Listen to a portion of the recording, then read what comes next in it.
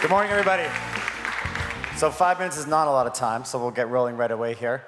I've been fortunate to spend a lot of my career getting to know other startups. Being a startup myself, I'm on my second startup right now. And there's something in common with a lot of founders you meet, a lot of people in this room. They're kind of like this guy. They're this internally optimistic, everything is awesome, it's so good, tomorrow's gonna be even better than the last. And sometimes you wanna kind of smack those people a bit and say, well, think about all the disasters that are gonna happen. So I'm gonna talk a bit about that and give you a few maybe words of wisdoms or lessons that I've learned along the way or tips that you can take away. And also, I think one thing that is a real positive that everyone should do. So we're gonna talk about selling the future, we're gonna talk about the shit list, this idea of mission that your people have to be a part of, and we're gonna talk about Fight Club.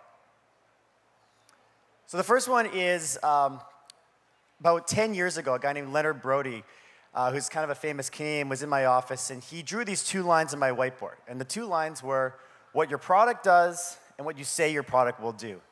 And he said successful software companies, actually those lines never meet. You're always just ahead of what your product is gonna be able to do. If you're way behind it, you miss the boat.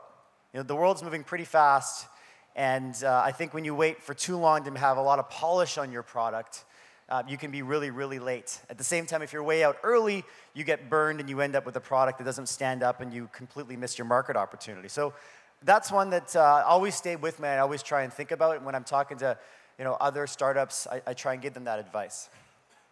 The second is this idea of the shit list.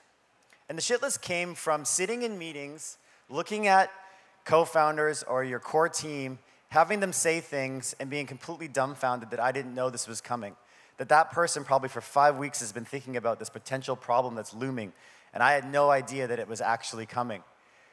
And so we created the shit list as a way to say every single person every week is responsible to put all their fears into a Google document with zero repercussions. No one's gonna call you out on these fears. But I can look at that document on Friday afternoon, I can go through and have a good understanding of the potential asteroids that are gonna hit this company. My new startup's called VC Labs, and we actually build survey-based chatbots. So today we're deploying a chatbot that will hit up all the employees every week and ask them, is there anything you wanna add on to the shit list? And if the shit list is not the kind of word you use, you can figure out your own word that makes sense. The third is obviously the importance of really believing in your company, in your mission, and in your people. You know, your people are your most important asset that you have.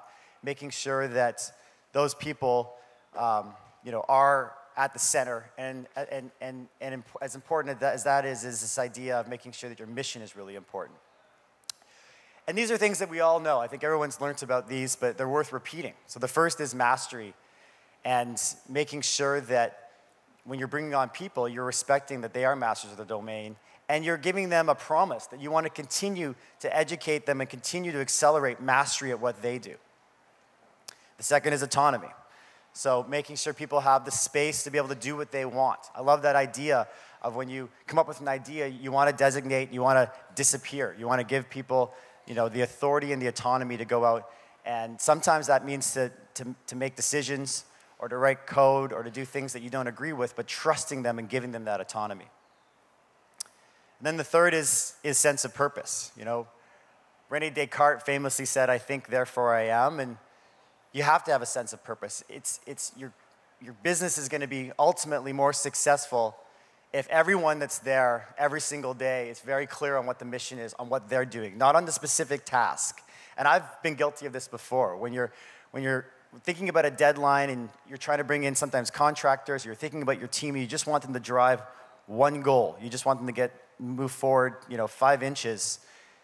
Sometimes you sacrifice making sure everyone's really looped in and they understand what the mission is, what the purpose is, what they're trying to do.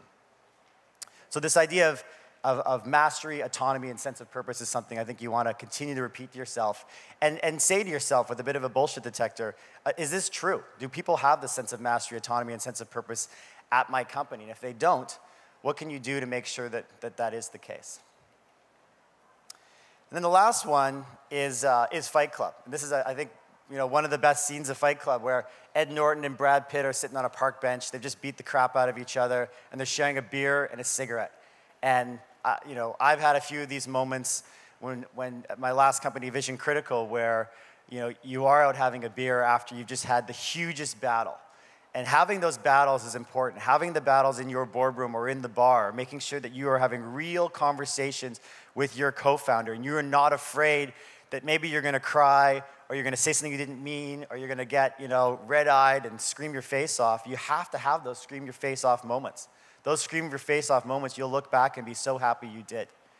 I've sat in rooms before, and when you're smiling at a bunch of other people and no one's saying anything, that's called getting sort of smile fucked, when you're just smiling at each other and this is great, but you're not having a meaningful conversation. You need to have those meaningful conversations. You don't want to have that happen. If that's happening in your own company, you're the person that's responsible for that. So make sure that you're clearing the air and you're creating up an environment and a culture where you can have these Fight Club moments. You don't want to have those every day, but you want to make sure that you're giving people the opportunity to speak their mind and to have really passionate conversations. So those are a few tips for you.